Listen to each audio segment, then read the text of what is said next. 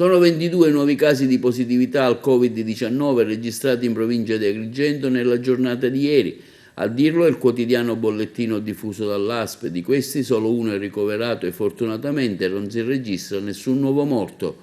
26 sono invece i nuovi guariti. Negli ospedali in degenza ordinaria e subintensiva del Fratelli Parlapiano di Ribera, centro Covid, restano solo 3 ricoverati, più uno rispetto a ieri. 3 invece, dato stabile, le persone che si trovano in terapia intensiva. Intanto parliamo di quanto è successo ai 10 bambini che frequentano la scuola dell'infanzia elementare e media dell'Istituto Comprensivo Angelo Roncalli di Burgio, risultati positivi al Covid-19.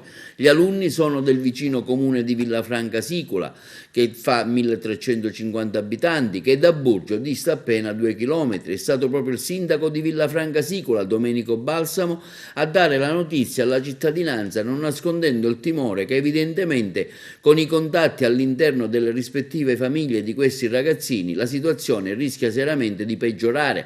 Al momento i positivi a Villafranca Sicula sono 13, tra i quali 10 bambini. Tutti i nuclei familiari interessati sono tuttora in isolamento fiduciario all'interno delle rispettive abitazioni.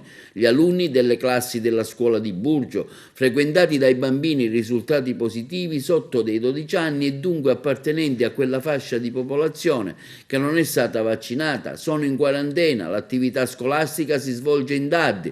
In ogni caso il dirigente scolastico dell'Istituto Roncalli, Vito Ferrandelli, ha già disposto la sanificazione urgente dei locali e giovedì 21 ottobre l'intera popolazione scolastica sarà sottoposta a screening. Se non mettiamo in campo le attività di prevenzione rischiamo la zona rossa, ha concluso il sindaco preoccupato di Villafranca Sicula. E intanto l'ufficio scolastico regionale, in tema sempre di scuola, comunica che nella settimana dal 4 al 10 ottobre nelle scuole siciliane gli alunni positivi nella scuola dell'infanzia erano lo 0,12%, nella primaria lo 0,18% in quella di secondo grado e in quella di secondo grado lo 0,12%, su un totale di 597.103 alunni, 908 erano positivi, appena lo 0,15%.